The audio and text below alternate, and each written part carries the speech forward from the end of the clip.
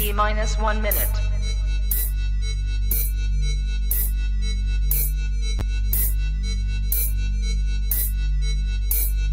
T minus 50 seconds.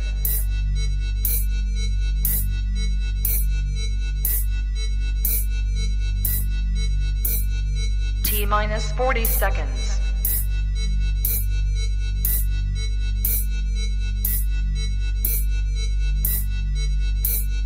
T minus 30 seconds.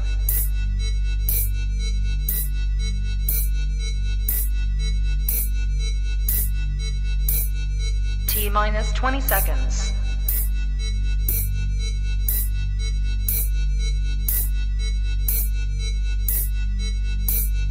Ten, 9, 8, 7, 6, 5, 4, 3, 2, 1, 0. Own it, own it, own it, Kong. I own it. It did. Women's Wrestling Talk, the #1 women's wrestling show on the planet.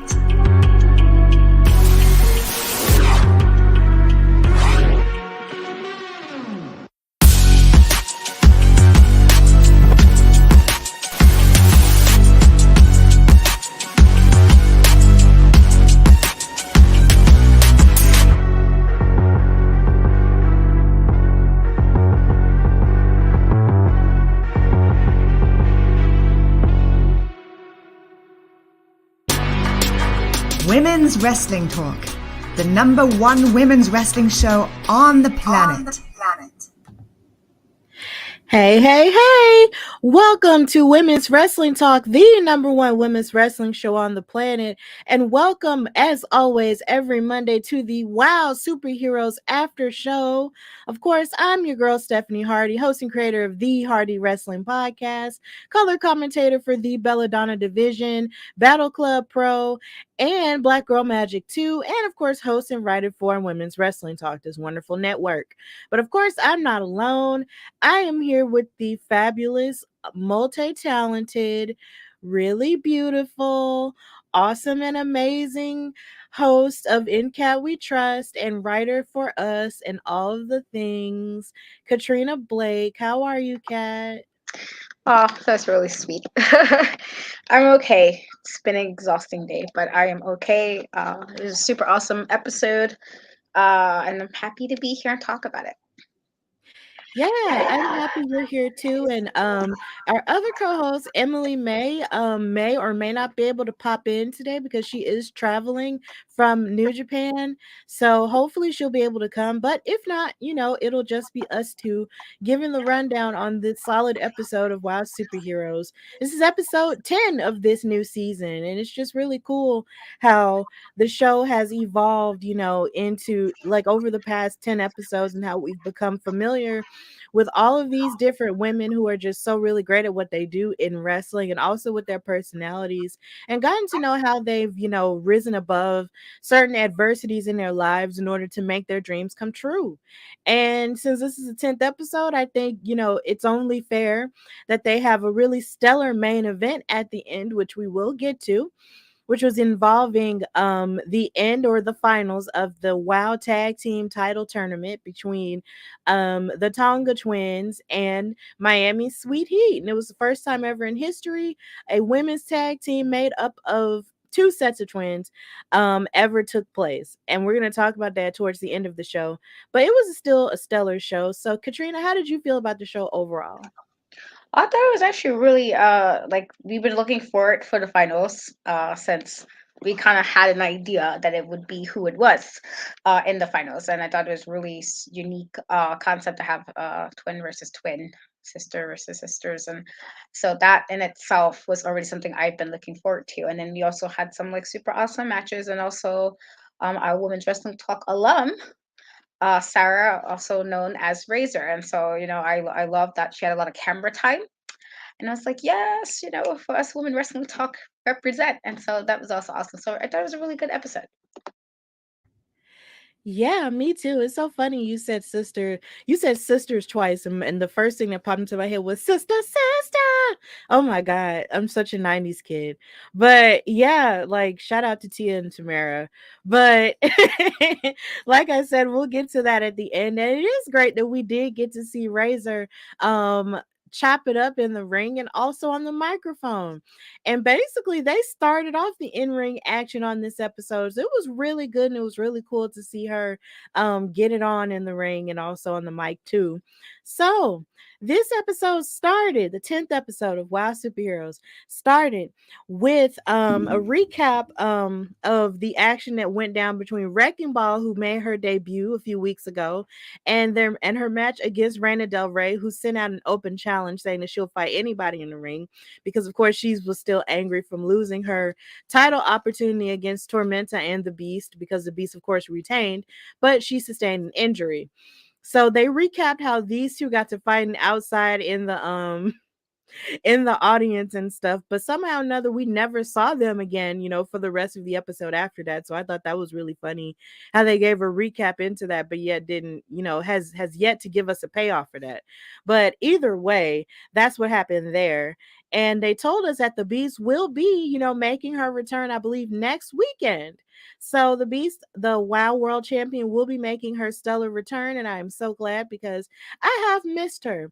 But tell us in the comments if you have, missed the Beast, and basically who do you think? Well, we do know, we have an idea who's going to be facing her next in the meantime, in between time. And also, if you watch this episode of WoW, please, let us know in the comments and let us know how you felt about certain matches or where you think the direction of the show is going to go. But basically, the in-ring action started with a 6-woman tag team match between the Heavy Metal Sisters with Razor and Fury in the ring, with of course Mesmeriah, watching from the corner, and Chantilly Chella, Randi Rara, and Coach Campanelli. This was a very unlikely team. This is a team that I wasn't, expecting to get together as a 3-woman tag, but either way they were a pretty okay team for the most part, outside of some miscommunications, but a very spirited team nonetheless. Because when you think of Chantilly Chella, who likes to dance around and have all kinds of fun, and then you have Randi Rara, who's of course a cheerleader, and then you got Coach Campanelli, who's just trying to tell everybody what to do, you have a pretty nice little combination there. But then you have the Heavy Metal Sisters, who came out headbanging and stuff or whatever. And on commentary, the hilarious part was hearing David McLean asked AJ if she would ever headbang, and she was like, "Look, I have a serious neck injury. I can't be doing that." So that was pretty nice and cute or whatever. But she did admit that the Heavy Metal Sisters looked like women that she went to high school with, that she kind of wanted to hang out with, but never really did because she was an introvert and kind of stayed to herself in high school and tried to make good grades and followed the rules until, of course, class was over. So AJ Mendez was a good girl and a bad girl in high school. That's what we've, learned about her.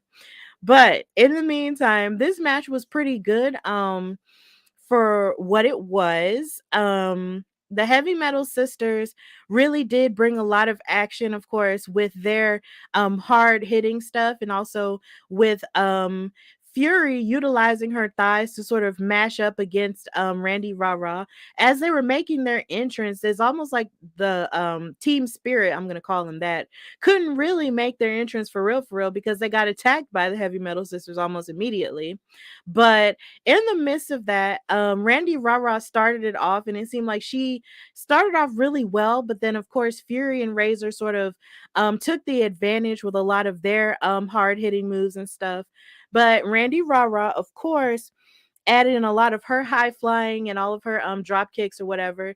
And then anytime she would tag in Chantilly Chella, she would of course contribute her kickboxing abilities and everything to sort of give them the upper hand in the match. But I felt where they kind of fell apart was where Coach Campanelli would try to, insert herself in certain places.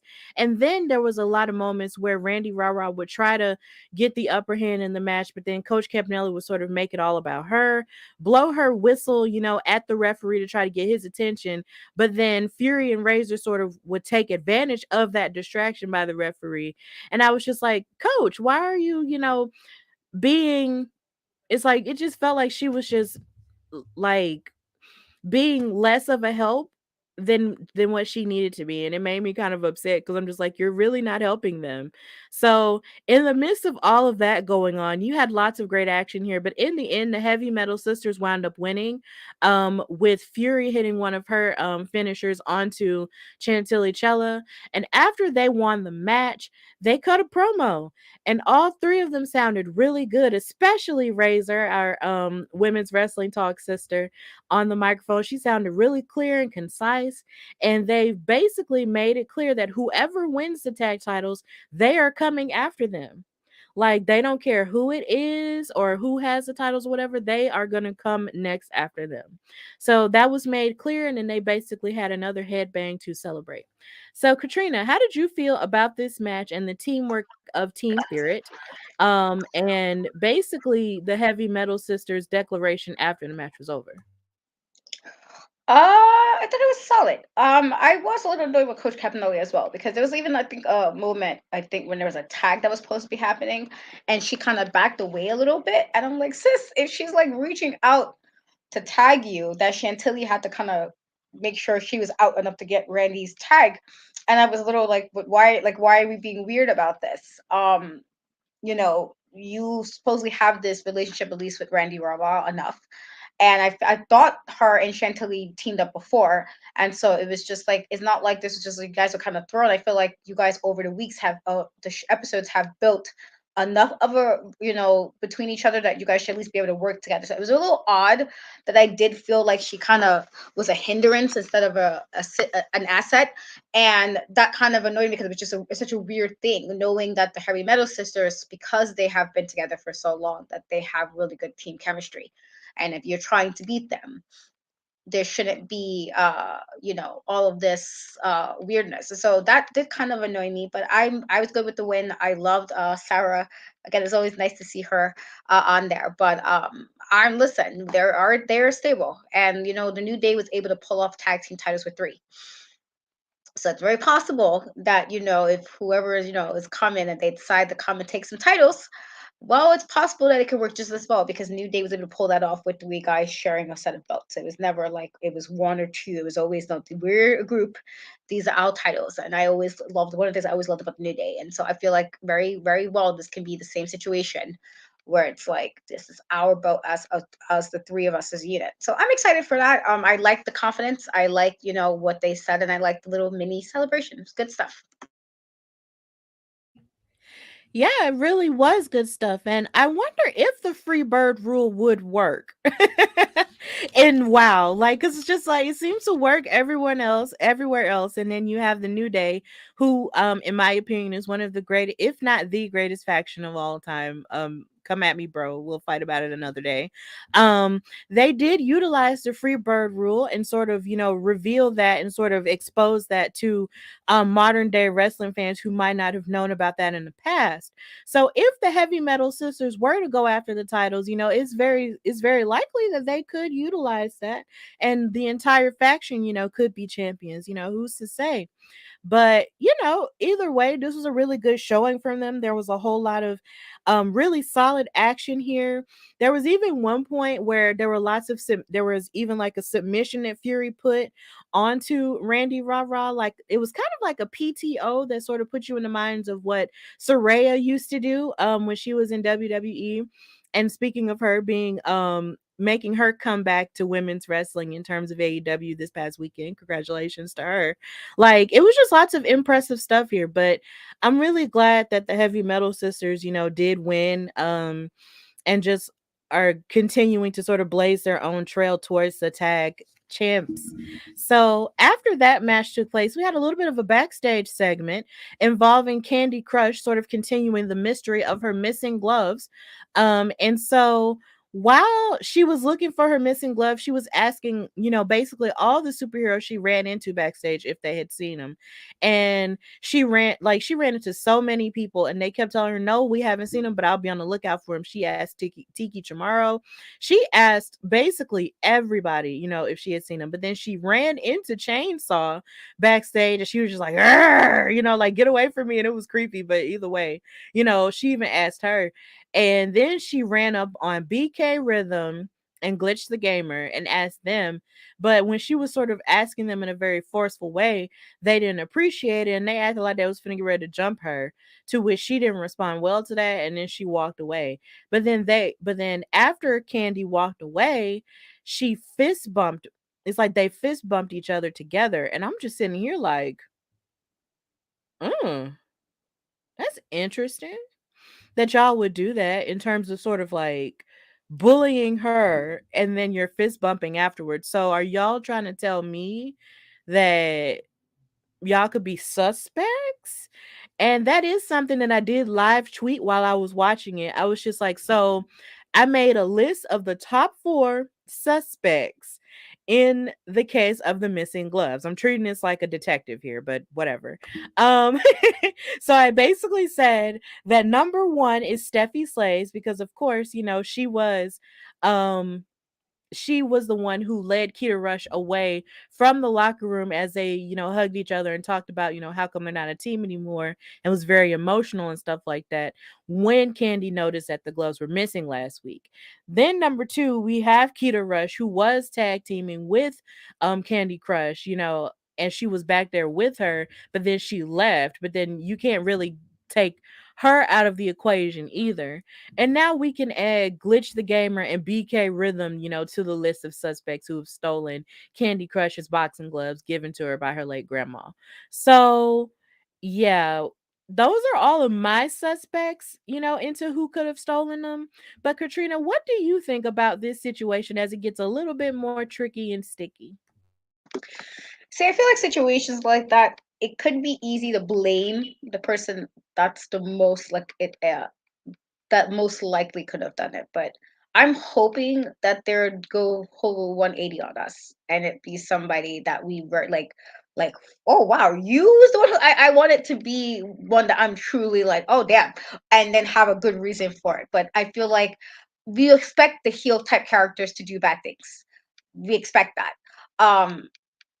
But I think it will be even more of her, especially because she has this whole like my grandma, and I'm kind of having this on me when I'm wrestling every time. It'll be more like painful to take that if it's from somebody you least suspect, and so that's what I'm hoping that they do, honestly. But we'll see. I feel like this could be, or maybe people know about it. Maybe that's why there was a fist bump. Like maybe they know who did it, but didn't say anything. I mean, it could be a few things. So I don't know, but we'll see. I guess when it's revealed who took them. Yeah, I kind of agree with you. Like, if it was a situation where it's revealed to be somebody who you least expect, that would be a little bit more intriguing. Because even though I hate to put them on the list, as much as I love Steffi Slays and Keita Rush, it's like you can't really like count them out either. Because those were really the first 2 you saw, in that situation when Candy was looking for them, after she finished, taking a shower. So it's kind of hard to not factor them into that equation. But, we just got to wait and see, how it unfolds. But either way, whoever has her gloves really needs to give them back because you ain't got no business touching stuff that ain't yours. Like, you really ain't got no business doing that. And if you're grown, why are you playing these kid games? Like, either you share or you give them back. Like, stop it. Um, but either way, like, I just think it's very unfortunate. But hopefully, we'll find out in the coming weeks who took Candy Crush's gloves. So, yeah, in the comments, if you did watch this episode, please let us know who you think took them and, just sound off. Don't be afraid to let us know who you think took them. So, moving back to the in-ring action, we had a stellar, singles match between Adriana Gambino and Steffi Slays, of course, who is number 1 on my suspects list, like I just mentioned. Um but is someone who I have grown to love, for obvious reasons because, name twin. So this match was one that I really enjoyed because here again, you got to see more of Adriana Gambino and her in-ring work, but then you also got to see a lot more of Steffi Slays, who the commentary did put over more and more as a WOW OG. And this match I really enjoyed. And then of course, AJ had to big up the fact that Adriana Gambino is from New Jersey. And she was talking to Stephen Dickey and said, yeah, did you know I'm from New Jersey? And he was like, no, I did not. And I'm just like, bro, you mention it every week, AJ. You mention it every other week. Every time she come out here, you be like, New Jersey, what's up? You know. But either way, it's funny how she just puts it in there. But either way, this match was still really good. Um I loved Adriana and how she was using a lot of her stretching and stuff, like into splits and also into kicks and everything. And they talked about how she has a past ballet background, which I think really does play a factor in all the ways in which she can be athletic with her legs and thighs and stuff in the ring. Like, I did not know she used to be a ballerina, so I thought that was really cool. You also had another impressive spot where she hit a fisherman neck breaker onto Steffi Slays, and then she hit a guillotine on the second rope onto Steffi Slays. And it was a couple of moments where I did not know if Steffi was going to pull out the win, but she never did give up. Because that's what we do as Stephanies. We just never give up. Like, even in the hardest times, we keep kicking out at two, and we keep fighting until we can't no more. So even with, the bow and arrow stretch and all the other moves that Adriana kept hitting on Steffi, she kept fighting out. There was Steffi hit all kinds of amazing moves, like a hip toss to Adriana Gambino, drop kicks and clotheslines and all of the above. Like, it was really good. And in the end, Steffi wound up winning, which is something I have been pushing for since this show came on. Her winning. Team Stephanie gets a win. Yes, I was so glad. Like, come on. I was so happy for her. But because folks be hating, we didn't get a chance to celebrate that long because Adriana's buddy, Gigi Gianni, came out there and jumped her from behind. And I was like, dang, how come we can't celebrate nothing? It's like folks always get jumped from behind whenever they're celebrating something, but at least it happened after the match was over. But yeah, she jumped her from behind. And just when it looked like all hope was lost, guess who came to her rescue? Her bestie, her bully buster bestie, Keita Rush. So they came out and fought the both of them off and everything. And then Adriana and Gigi left the ring and pretended like they didn't want any of them once the odds were evened up or whatever. But either way, it was still a strong showing, for a reunited Bully Busters tag team. But either way, it was still cool to see Steffi get the win. Jesus, yes. Finally. So, how did you feel about this match and Steffi finally getting the win? I thought it was good. I did see that it seemed like Steffi was using a little bit more in the arsenal, which is always good to see. And it's been a little rough with some of her matches, not in her work, but rather like the outcomes. And so it was nice for her to kind of get her win. And I know AJ liked to hype up Adriana because Jersey. I mean, I guess. But I'm like, I say this every time when people in Jersey, like, I mean, like, yo, okay, I guess. Um, so I get all of that, and that's perfectly fine to the neighbor, my state neighbor, and everything. But it was kind of nice to see Steffi finally kind of get a win where it was like no shenanigans. And granted, she didn't get to celebrate long, but I'll take a win. A win is a win, and so I'll take it. And so that was cool. I think she, was able to kind of use more of her style differently, and I think that might have helped. That she kind of showcased that more than all the matches we've seen her in so far. So I thought it was a solid match. I'm glad I was actually okay with her winning. It's unfortunate she couldn't really celebrate, but like now you got to win in your tally for WoW so far, and so hopefully that trajectory with her continues. Yes, definitely. I really hope it does continue because they were bigging her up and saying that she could very well qualify to be Wild World Champion at some point. And I feel like with who's been such a consistent OG, especially with her being, in the tag team for so long and then juggling all the school stuff as well as being a WoW superhero. Like, I can't imagine them not giving her an opportunity, for the title. I just can't imagine that. She's just so awesome. And then, of course, they talked about how nice she is as a person and just how genuinely sweet she is and stuff, and how she has a glow from within because she's so beautiful. Bless you. She's so beautiful from within and stuff. So I was just like, you know what, y'all? I like this. I like y'all bigging up Steffi. I love it. I really love it. So shout out to Team Stephanie. We winning. We winning. We winning. It may take a while, but we winning. But yes, I'm really glad. So congrats to her. And of course, it's great to see her and her best friend, sort of get back together. I don't know if they'll reunite as a tag team, but either way, it's still nice that she won.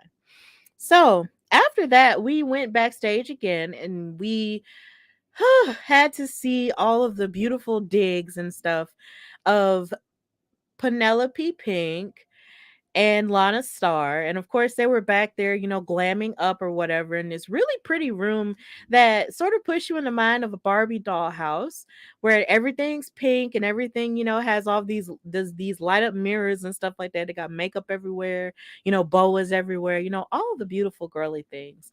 And of course, they were back there, bragging on, her momentum so far because of course she did beat, even though she cheated, she beat Commander Spars and everything. And she said, and of course, Lana was saying, after you win this, you will have an opportunity to face the WOW World Champion as the number one contender and stuff like that. And Penelope, is just going forward with her diabolical plan as Lana Star's new protege.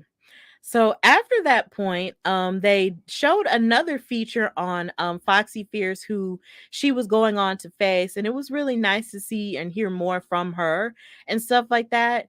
So it was really cool. So this led into their match for the number one contendership for the WOW World title, and this match was pretty good for the most part. You got to see more of the toughness of Foxxy Fierce, while also seeing more of the underhanded tactics of Penelope Pink. And it just doesn't feel fair for me to have to watch Penelope Pink, try to rise up to the top while she's consistently cheating and utilizing Lana Star out there. Like, it irritated me because you see all this toughness from Foxxy Fierce, who of course, also mentioned on commentary that one of her inspirations is Pam Grier, which I think is really funny because that's kind of, leads into her character of being like this beautiful 70s skater girl, which is really cute and stuff. And I just never thought I would ever hear Pam Grier, in wrestling smashed together like that. But here we are in the today of things, and it's cute. Shout out to Pam Grier though. She's an icon.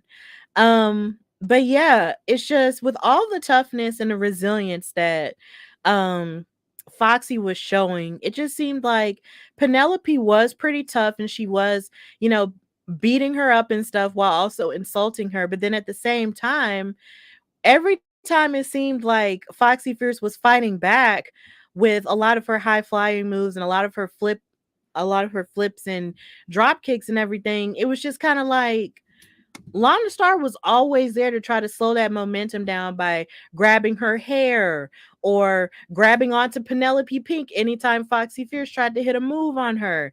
It just felt really one-sided to me. And in the end, Penelope Pink wound up winning. And I was just like, no. And then when Lana Star grabbed a hold of Penelope Pink's ankles to try to stop the momentum of Foxy Fierce, the referee saw it and didn't do anything. Didn't do anything. And even though I know that technically maybe that wouldn't count as a DQ or whatever, but my thing is, if you see this person is interfering, why don't you eject them? This is the second time this has happened in a match with Penelope Pink. Because this happened with Commander Spars. It's just like these referees see what's going on and don't do nothing about it. And my issue is, it's like you have David McLean, who is the owner and also on commentary. It's like you pull out your microphone to say all kinds of stuff and have all kinds of interviews with everybody else. And you say things about everything else. But then when stuff like that happens, you don't say nothing. Sweetheart, use your power. Use your power and say something and call her on it. Restart the matches if you have to, but it is not fair to watch somebody, who is good and doesn't need to cheat, constantly cheat. Like, it's stupid. And it's really also on the referee's part, because it's like you see this stuff and then you don't seek to stop it.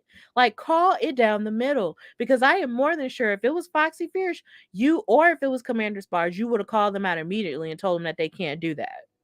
It's rude. it's dumb. Like Lana Star needs to be ejected. Either she needs to be ejected or you need to make it so she can't come out there, to be her support system. If Penelope Pink wants to be all big and bad, like she says she is, because of course she's from Detroit and all this other stuff, let her be big and bad by herself. But let me stop ranting. Katrina, how did you feel about this? Yeah, I don't know. I kind of felt like as soon as we saw Lana in the beginning, she was gonna interfere. I just like she seemed very smirky when they kept like showing it. I was like, oh, you're gonna start, and so she did. I didn't understand once again why the referee allowed that and didn't say anything, because it was like it wasn't like a sneaky, like it was done blatantly. It wasn't like where you try to do it sneakily when the referee can't see you. It was right in front of the ref, and the ref was just like, and I'm like, do you not know how to do your job? Like, should I teach you how to do your job as a referee? And I don't know how to referee, but even I know that usually that's a problem if it's seen, or if you don't eject her, you'll be like, no, chill. It was just nothing. And I'm not sure why they're doing that. I don't know if they're trying to imply that she's like paying people off, but it was a really weird thing, that she was able to do that like 2 weeks in a row, or like the last two appearances in a row, and she nothing happened. And then in turn, because she did that, the opponent lost. And especially since I like this background about Foxy, and so it was like I wanted to see her win, and so I was kind of annoyed because it was just like, how y'all keep letting this happen, and then you're saying you're supposed to be the best, but you can't do anything by yourself. I'm real good on that. Don't be acting like you know how to do stuff if you can't do the win by yourself. So I was kind of annoyed with that, and I was annoyed that she lost, because it was just like, so we didn't see what I saw. Like, we're not seeing the same thing. So yeah, that's my thoughts, I guess, on that matchup at least. And then on top of that, I know that Lana Star is doing the thing that managers have been historically doing for years. I know this. As a wrestling fan, I know that this is what managers do. But I literally feel like if you're a manager, and if you truly believe in the abilities of the person that you're managing, or of the person that you're guiding, towards success, you have to trust them if you really want them, to be at the top, instead of just doing anything and everything for them to get to the top and cheating or whatever.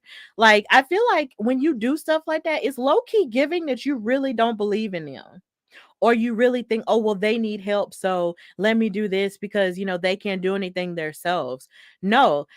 And I know, now, well, I don't know, because of course I've never been a parent, but from what I can gather, when you are a parent, or when you're a mentor and you're guiding somebody, there comes a day where that person, as a young child or a young person that you're mentoring or whatever, has to know how to stand on their own 2 feet. They have to know that everything that you've taught them will carry them through the rest of their lives, or the rest of their career or whatnot. And it just doesn't seem like Lana Star is doing that. And I understand there's only been 10 episodes in this iteration of WOW, so she still has a long way to go. But considering this match was also for the number one contendership to face the Beast for the WOW World title, them little games ain't gonna work going up against somebody as imposing and as tough as the Beast. You may be this pretty girl, and yeah, you may be, slated to be on top of the world and everything with the likes of Lana Star, but you can't be cheating and be expecting Lana to do everything for you going up against the Beast. You're gonna have to put your big girl drawers on and actually face off against this woman to woman, put your boots on the line and actually fight her. You claim you tough and you big and bad because you from Motown or whatever, but when you get in that ring, you're gonna have to put up some Motown stuff. Like, for real, don't be acting like, no shade, don't be acting like Atlantic Records. Don't be acting like Republic Records. Like, you gonna have to show some Motown toughness, okay? And if you ain't got it, then you're not gonna win that title. And that's just the truth.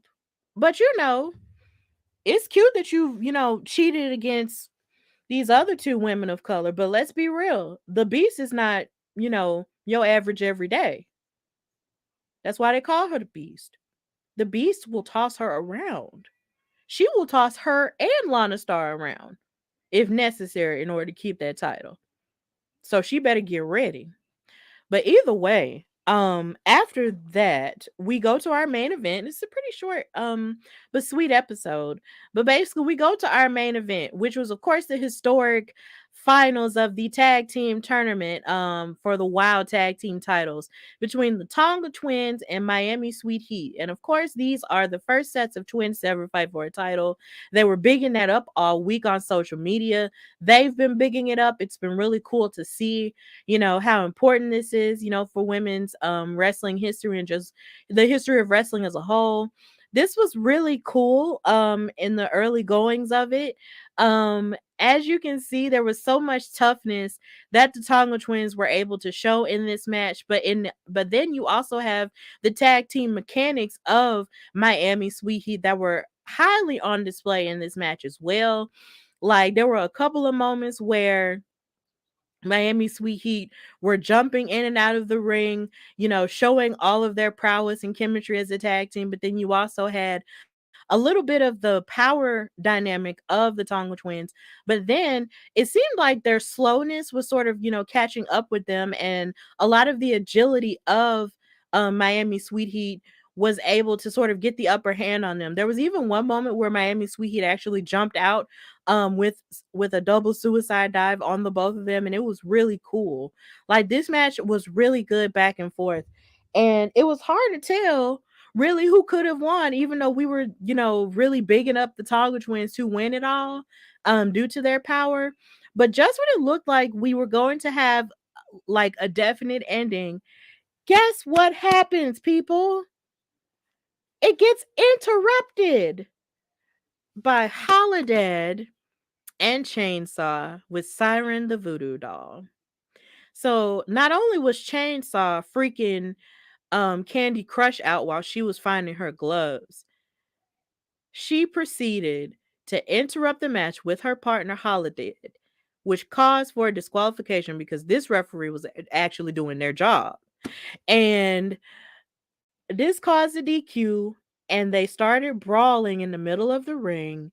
And this was where WOW went off. This disappointed me. I'm not gonna lie, it made me angry. I didn't like it because I wanted a clear-cut winner, okay? Because this is a tournament. These two made it to the finals. They fought the best of the best to get to the finals, and I wanted a definite winner. But that's not what we got, and I was upset about that. So what they did insinuate, though, is that next week these three teams might be fighting for the titles.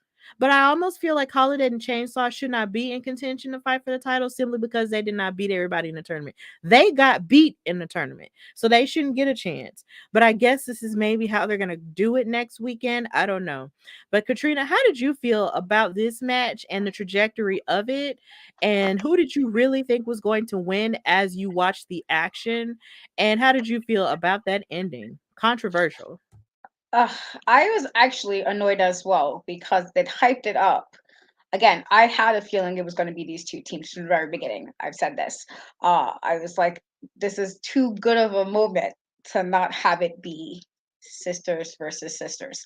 And so I already thought they were making it to the finals from the very beginning. And as I've said, I thought the Tonga twins, and this is nothing against Miami Sweet, they're good, but I felt like because the Tonga twins was very dominating, that they kind of had this in the bag. And so to hype it up the way it was all week, like the nice image, like, ooh, it's like historic. And I'm like, yes, like hype two women. You don't get too many women that sisters or twins really like in a situation like this, but to have two in the same promotion, very, very, very rare. And so I was like, yes, we get to see this. And if for it to end like that, I was just like, really, I was actually really irritated by that. Just because of how insignificant it was supposed to be. And it made it feel to me that all of that kind of went out the window because they was interfered. I would have rather them been an interference before we got to the finals, like something that maybe it would have deterred a little bit, but then we still get the final match. To build it up to this way, where it's like, oh, kind of people was figuring, like I said, I already thought it was going to be those two teams, and then like this is historic sister twin versus twins, and then all of a sudden you're like, wait, what? And then it's like that. I felt it was kind of cheap in a way, and it was unfortunate because I was hype for this all week, like hype like, oh, I can't wait to see who's really gonna like come off with the tag titles, especially when it was all the controversy with Jessie, saying that she never lost the title and that off from the very beginning there was already other things. So the fact that these two teams were able to beat every team that they faced and do so in a way that wasn't shady or anything, they should have had their time to really shine and show everybody else who might have never seen them before or whatever the case may be, why they were where they were and how they got there. And I felt like doing that completely cheapened what was supposed to be a super awesome moment. And so it's unfortunate. And again, this is nothing against Holiday and anything, because I think she's super cool. But I felt like them getting thrown into the matches. So should everybody else who lost the tournament get thrown into the match too? Because there were plenty of other teams throughout this tournament. In that case, would feel like, oh, I just look at Jessie said she never even lost her belt.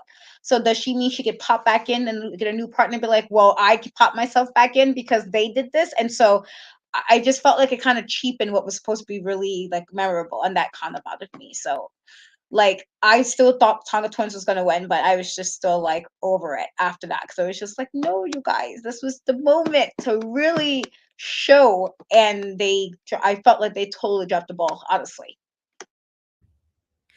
I absolutely agree with that. I share that sentiment. It does cheapen, what was supposed to be a historic main event that they were beefing up all this time.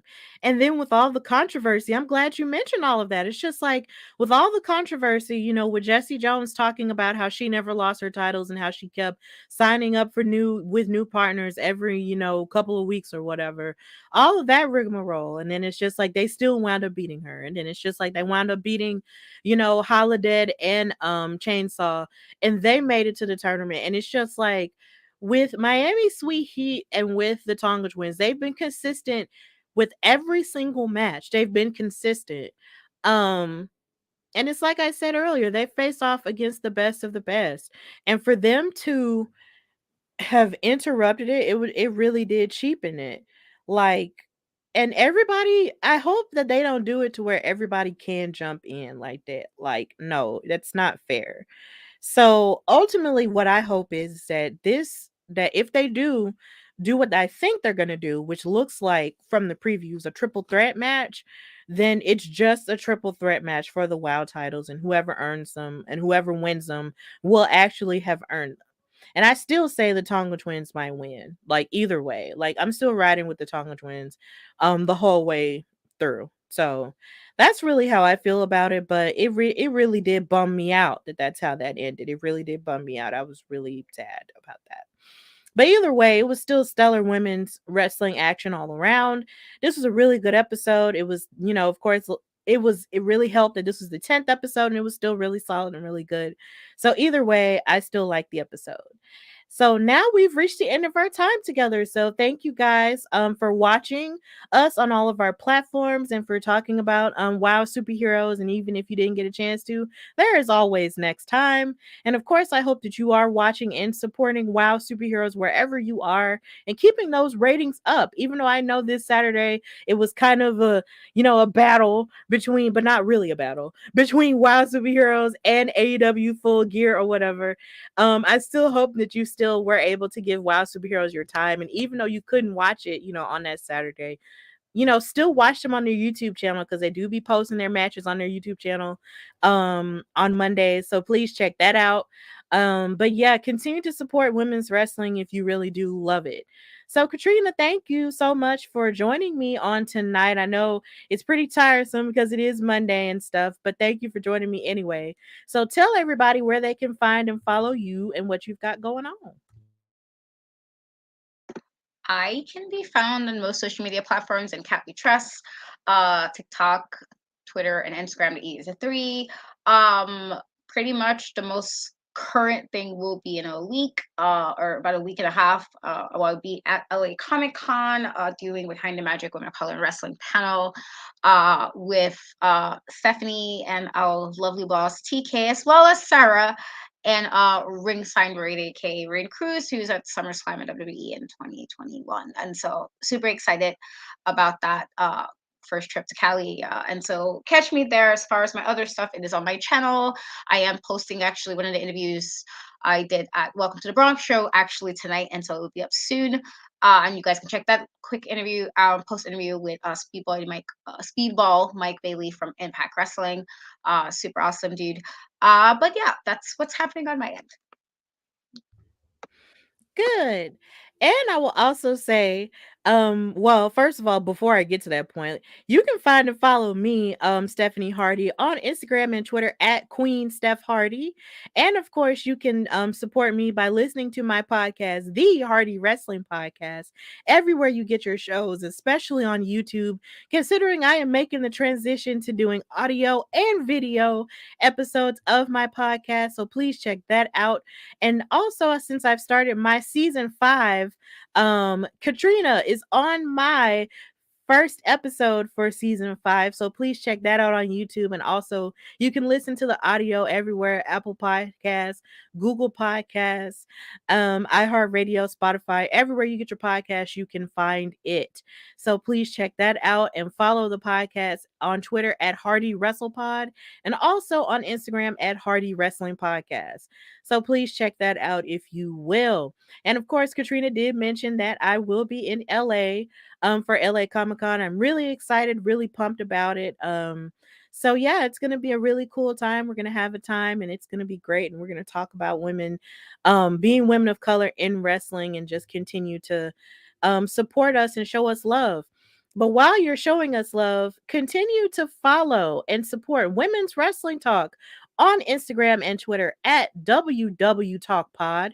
Check out our website at www.talkpod.com. Check out our merch, interviews, articles, and basically everything we've got going on. Please check that out. And also, please follow us on Facebook and subscribe to us on YouTube and on Twitch. And also check out this interview that we're about to have with Misa Kate in another hour or so with me and Shay Sawyer. Please check that out as well. And just continue to support us as we continue to lift up women's wrestling all around. So with that in mind, this has been the WOW After Show on Women's Wrestling Talk, the #1 women's wrestling show on the planet. And until next time, bye y'all. Women's Wrestling Talk, the #1 women's wrestling show on the planet.